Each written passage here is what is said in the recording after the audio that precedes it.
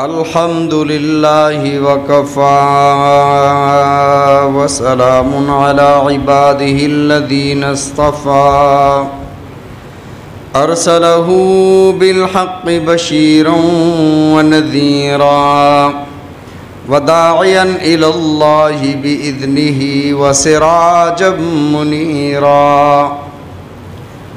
وقال الله تبارك وتعالى في الكلام المجيد والفرقان الحميد: أعوذ بالله من الشيطان الرجيم.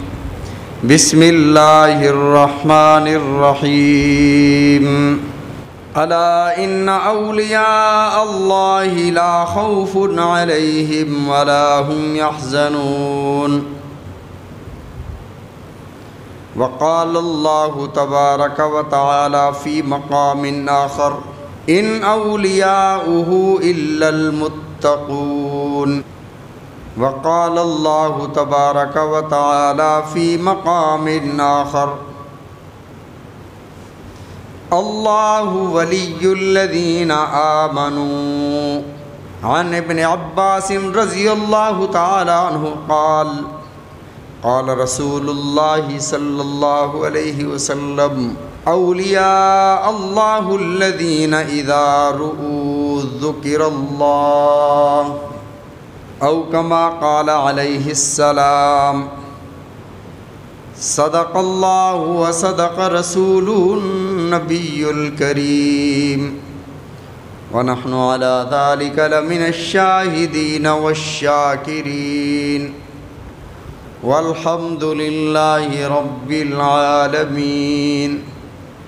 اللهم صل على محمد وعلى آل محمد كما صليت على إبراهيم وعلى آل إبراهيم إنك حميد مجيد. اللهم بارك على محمد وعلى آل محمد كما باركت على إبراهيم وعلى آل إبراهيم إنك حميد مجيد. حاضرین مکرم، محترم بزرگوں، دوستوں، بھائیوں، کلام مقدس فرقان حمید سے چند آیات اور حدیث مبارکہ تلاوت کرنے کی اللہ نے مجھے توفیق عطا فرمائی. رب العزت سے دعا ہے کہ اللہ تعالیٰ مجھے اور آپ کو حق اور سچ کہنے کی اور سننے کی توفیق عطا فرمائے اور اس پر عمل پیرا ہونے کی توفیق عطا فرمائے. ہم میں سے ہر شخص میں ایک جذبہ موجود ہے کہ مجھے اللہ مل جائے، میں اللہ کا ولی بن جاؤں.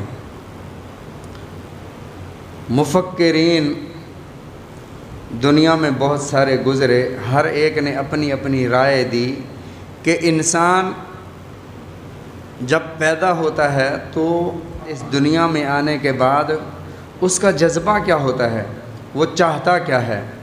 تو کسی نے کہا کہ بھئی انسان میں دنیا میں جب وہ آتا ہے تو سب سے پہلے اسے کھانے پینے کی خواہش ہوتی ہے، تو یہی خواہش پروان چڑھتی ہے اور یہ کھانے پینے کی طلب میں یہ دنیا بھی کماتا ہے، محنتیں اور کاوشیں بھی کرتا ہے تاکہ کھانا پینا، میرا رہن سہن، میری غذا، میری خوراک اچھی ہو جائے. تو اس کا مقصد طلب دنیا ہے. انسان جب پیدا ہوتا ہے تو اس کا مقصد طلب دنیا ہے. بعض نے کہا نہیں بھئی، اس کا مقصد جو ہے وہ جنسی خواہشات کی تسکین ہے، اس کے لیے یہ سارا نظام کرتا ہے کہ اچھی عورت مل جائے، دنیا کا نظام جو ہے وہ لذتوں بھرا ہو، دنیا کی زندگی جو ہے وہ بہت اچھی ہو، تو اس کے لیے یہ ساری کوششیں کرتا ہے. انسان جب پیدا ہوا، انسان کو کس چیز کی طلب ہوتی ہے؟ تو اللہ کے قرآن نے اور اسلام نے کیا تصور دیا. نبی علیہ الصلوۃ والسلام نے ارشاد فرمایا جب بچہ پیدا ہوتا ہے وہ کسی ہندو کے گھر میں، کسی عیسائی کے گھر میں، کسی یہودی کے گھر میں، کہیں بھی وہ کائنات میں کوئی بھی بچہ پیدا ہوتا ہے، کل مولود یولد علی الفطرۃ الاسلام، وہ اسلام کی فطرت پر پیدا ہوتا ہے، وہ مسلمان ہوتا ہے. فَأَبَوَاهُ يُحَوِّدَانِهِ أَوْ يُنَصِّرَانِهِ أَوْ يُمَجِّسَانِهِ، والدین اسے یا مجوسی بنا دیتے ہیں یا نصرانی بنا دیتے ہیں یا یہودی بنا دیتے ہیں۔ تو معلوم ہوا جب بچہ پیدا ہوا مسلمان پیدا ہوا، مسلمان کا مطلب یہ ہے کہ سر تسلیم خم کر دینا، اپنے سر کو جھکا لینا۔ جب مسلمان پیدا ہوا معلوم ہوا پیدا ہونے والے بچے کے اندر بھی خدا طلبی موجود ہے، اور ہر ایک شخص جو کائنات میں آیا اسے خدا چاہیے۔ خدا کا تصور اگر اسے اسلام کی حقانیت سمجھ آ گئی تو اس نے کلمہ پڑھ کر ایک خدا کو مان لیا۔ اگر خدا نہ خواستہ ہدایت اس کے حصے میں نہ ہوئی تو کسی نے سانپ کو خدا بنا لیا، کسی نے درخت کو خدا بنا لیا، کسی نے کسی بت کو خدا بنا لیا، کسی نے پتھر کو خدا بنا لیا، کئی خدا بنا لیے۔ وجہ یہ ہے کہ خدا طلبی کا جو جذبہ موجود تھا اس جذبے کی تسکین کے لیے، اس کو پورا کرنے کے لیے خدا بنا لیے۔ اور اسلام نے جو تصور اور عقیدہ دیا کہ خدا ایک ہونا چاہیے، اور اس پر میں نے گزشتہ جمعوں میں عرض کر دیا کہ خدا کو جب تک آپ ایک نہیں مانتے تب تک تمہارا نہ ایمان کامل ہوتا ہے، نہ تمہاری دنیا سنورتی ہے، اور نہ تمہیں روحانی طور پر سکون حاصل ہوتا ہے۔ فرمایا اگر تم پریشان حال ہو، پریشانیاں جان ہی نہیں چھوڑتی، الا بذکر اللہ تطمئن القلوب، اللہ کا ذکر کرو یہ تمہارے دلوں میں اطمینان اور سکون پیدا فرما دے گا۔ دلوں کا اطمینان چاہتے ہو تو اپنے خدا کو یاد کرو جو خدا طلبی تمہارے اندر موجود ہے۔ جب خدا طلبی آئے گی تو ظاہر ہے خدا سے محبت بھی آئے گی، اور خدا کی محبت کی مثالیں بے شمار ملتی ہیں۔ اور صدیق اکبر رضی اللہ تعالیٰ عنہ کو واقعہ تو وہ مشہور ہے کہ ابو بکر صدیق رضی اللہ تعالیٰ عنہ کے سامنے کسی یہودی نے کہہ دیا کہ تمہارا خدا تو فقیر ہو گیا ہے، ہم غنی مالدار ہیں۔ ابو بکر صدیق نے کھینچ کے تھپڑ مارا اور فرمایا لو کان سیفا منی قریبا لضربتہ عنقا، اگر میرے پاس تلوار ہوتی تو اس کا سر قلم کر دیتا۔ نبی علیہ الصلوۃ والسلام کی خدمت میں یہودی نے شکایت کی کہ یا رسول اللہ ہم نے کہا بھی کچھ نہیں، بلا وجہ مار دیا۔ تو رسول اللہ صلی اللہ علیہ وسلم نے ارشاد فرمایا ابو بکر گواہ، یا رسول اللہ گواہ کوئی نہیں۔ فرمایا کہ میری شریعت میں قانون یہ ہے کہ جان کے بدلے جان، ان النفس بالنفس والعین بالعین والانف بالانف والاذن بالاذن والسن بالسن والجروح قصاص، کان کے بدلے کان، ناک کے بدلے ناک، آنکھ کے بدلے آنکھ، جان کے بدلے جان، تھپڑ کے بدلے تھپڑ۔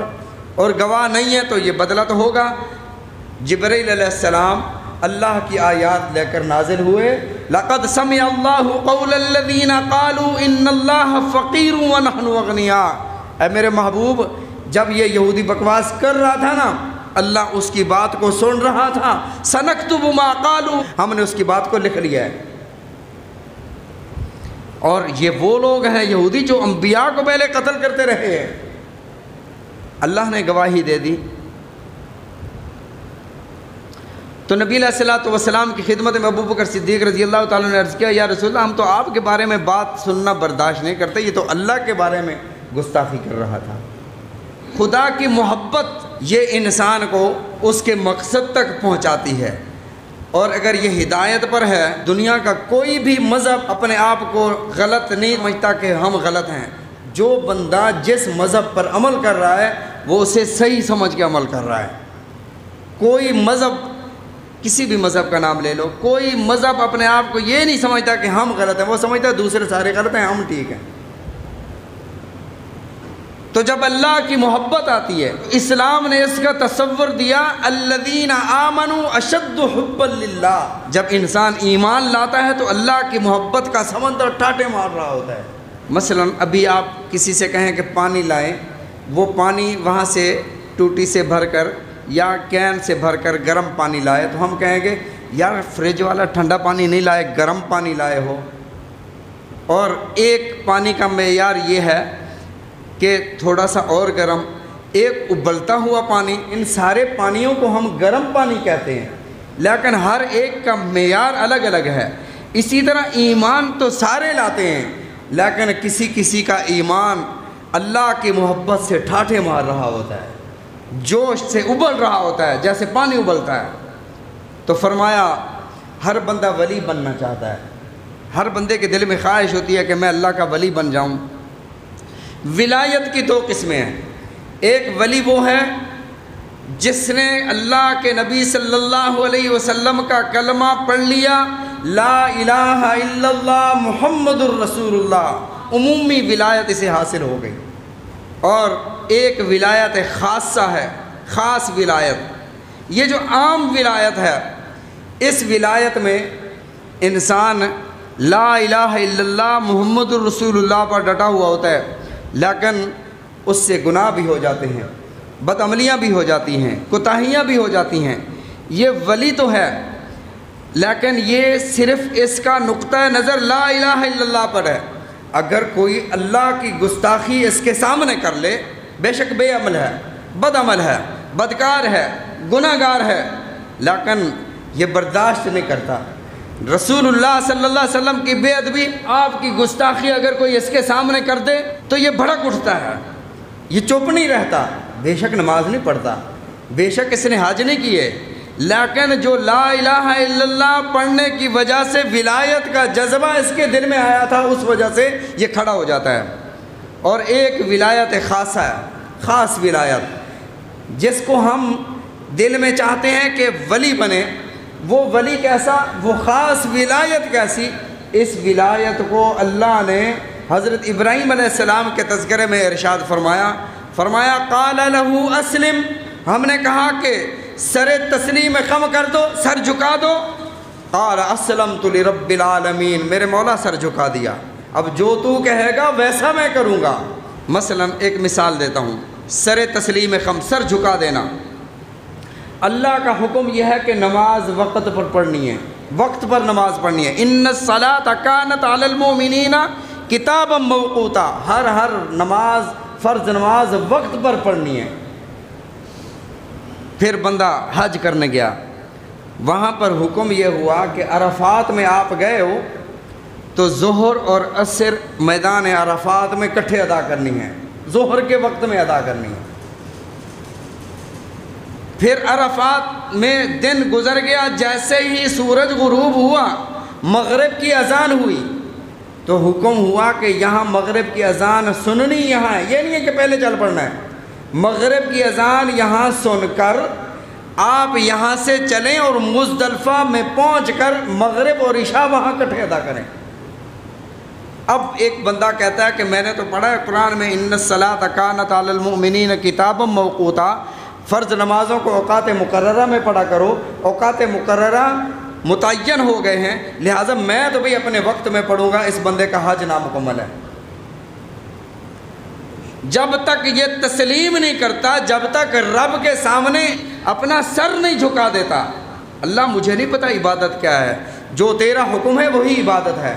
کہہ دیا کہ الگ الگ اوقات میں پڑھو، یہ عبادت ہے. کہہ دیا اکٹھے پڑھو، یہ عبادت ہے. روزہ رکھنا عبادت ہے، لیکن اگر کوئی عید کے دن رکھ لے، لا تصوموا فی هذه الایام فانها ایام اکل و شرب و بعال، ان دنوں میں روزہ نہ رکھو.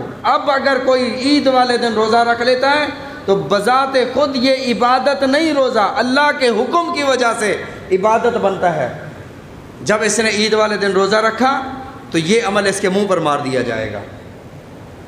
حکم ہوا کہ جب چاہو اللہ کا ذکر کرو، نماز پڑھو، لیکن اوقات ممنوعہ میں جب عین زوال کا وقت ہو سجدہ نہ کرو. ایک بندہ کہتا ہے کہ سجدہ تو اللہ کو ہے، میں کون سا کسی کو گالی دوں گا، سبحان ربی الاعلیٰ سبحان ربی العظیم پڑھوں گا، نماز پڑھوں گا. اللہ فرماتے ہیں پھر اس کی نماز اس کے منہ پر مار دی جائے گی. کیوں؟ اس لیے کہ اللہ کی تعلیمات، اللہ کے فرامین کے اس نے خلاف کیا ہے. تو اللہ نے یہ ارشاد فرمایا کہ جب تم اللہ کے سامنے لا الہ الا اللہ کا اقرار کرنے کے بعد محمد الرسول اللہ صلی اللہ علیہ وسلم کی نبوت اور رسالت کو ماننے کے بعد تم ولی بن جاتے ہو. اور ولایت کا جو خاص درجہ ہے، اکیلے میں، تنہائی میں، ابھی بیٹھ کر، شاید ہم سمجھتے ہیں کہ ولی بننے کے لیے کوئی چلے کرنے پڑیں گے، کوئی مصلے پر بیٹھنا پڑے گا، راتوں کو جاگنا پڑے گا. بیوی بچوں سے علیحدہ ہونا پڑے گا، بڑی مشقت کرنی پڑے گی، ایسا نہیں ہے۔ ولی بننے کے لیے ایک لمحہ بھی نہیں لگتا۔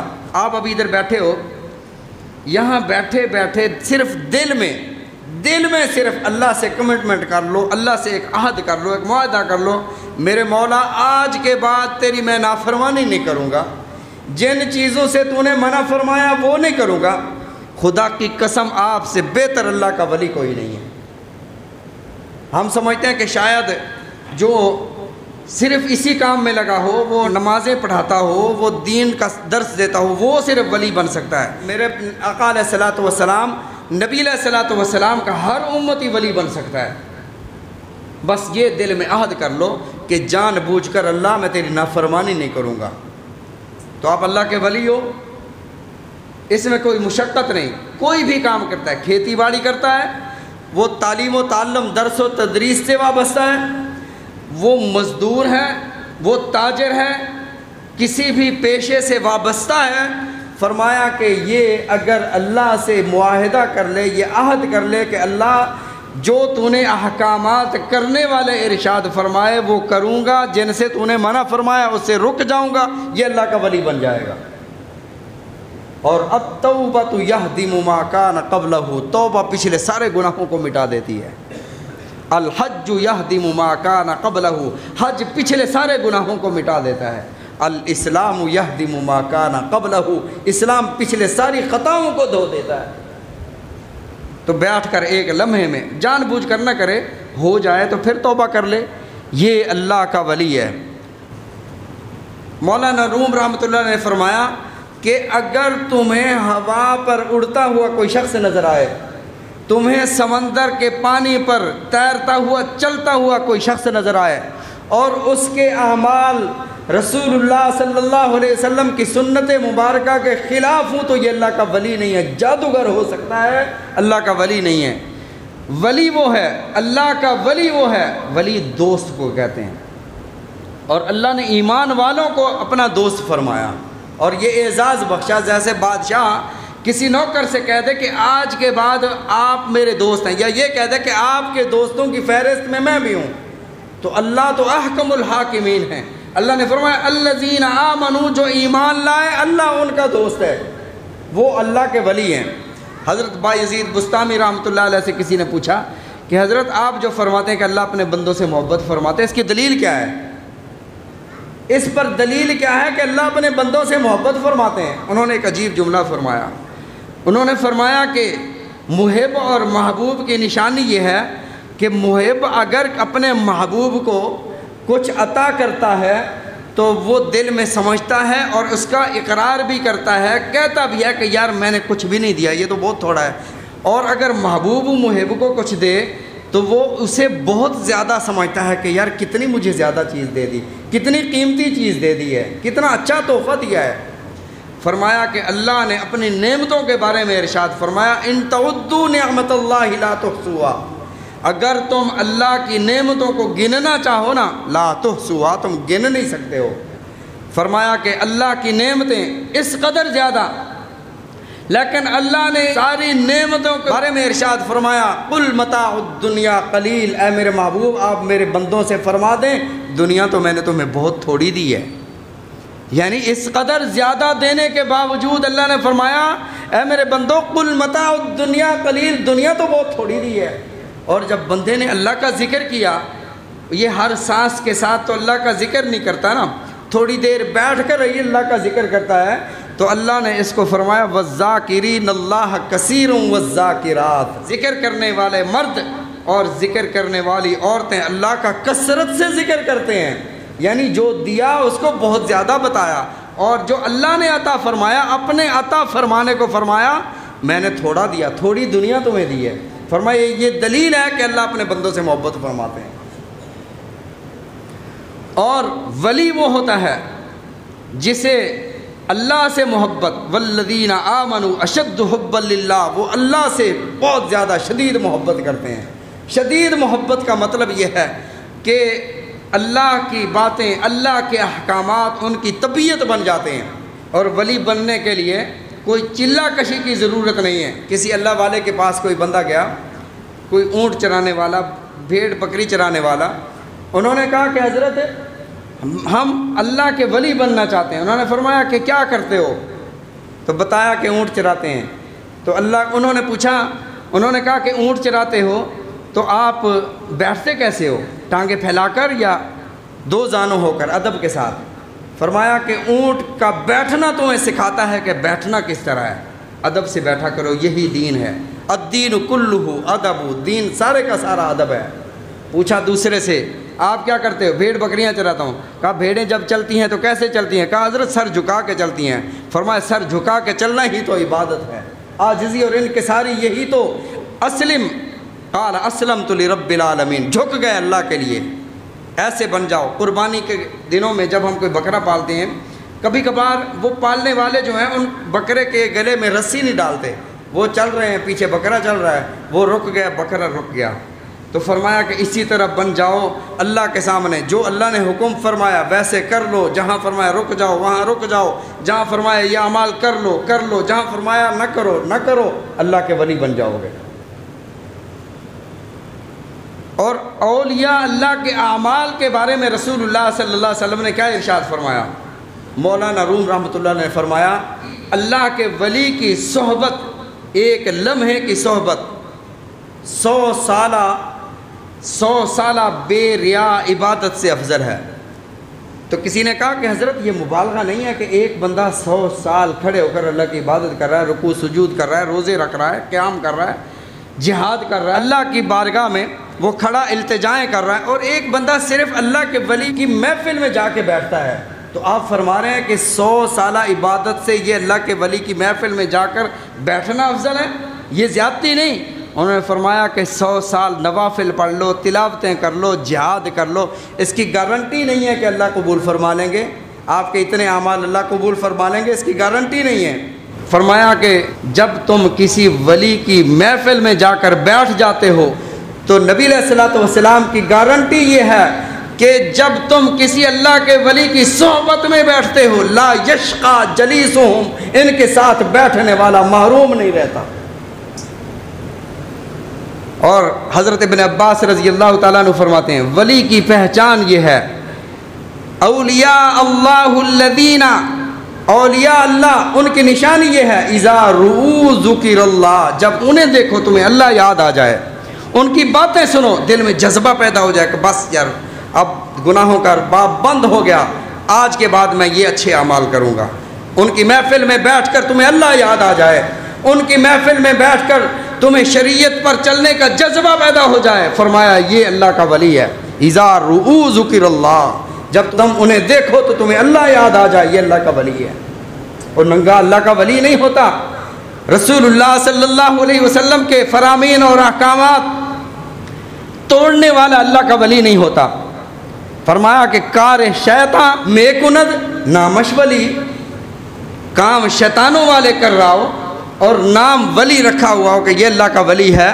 فرمایا کہ گر ولی این است لعنت بر ولی، اگر ایسا کوئی ولی بنا ہوا ہے کہ ننگا بھی ہے اللہ کا ولی ہے، روزے نہیں رکھتا اللہ کا ولی ہے، نمازیں نہیں پڑھتا اللہ کا ولی ہے، سگریٹ پیتا ہے، روزے نہیں رکھتا اللہ کا ولی ہے، فرمایا پھر ایسے ولی پر لعنت ہے، مخلوق کو گمراہ کر رہا ہے، یہ بھی کوئی ولی ہے؟ ولی تو وہ ہے جسے دیکھ کر اللہ یاد آ جائے، جس کی صحبت اور محفل میں بیٹھ کر تم شریعت پر چلنے لگو، وہ اللہ کا ولی ہے۔ اور تم میں سے ہر شخص اللہ کا ولی بن سکتا ہے نبی علیہ الصلوۃ والسلام کے فرامین پر چلنے سے اور اللہ کے احکامات کو ماننے سے۔ اللہ تعالی ہم سب کو سمجھنے کی، عمل کرنے کی توفیق عطا فرمائے، رسول اللہ صلی اللہ علیہ وسلم کے فرامین سمجھنے کی، عمل کرنے کی توفیق عطا فرمائے۔ وآخر الدعوانا الحمد للہ رب العالمین۔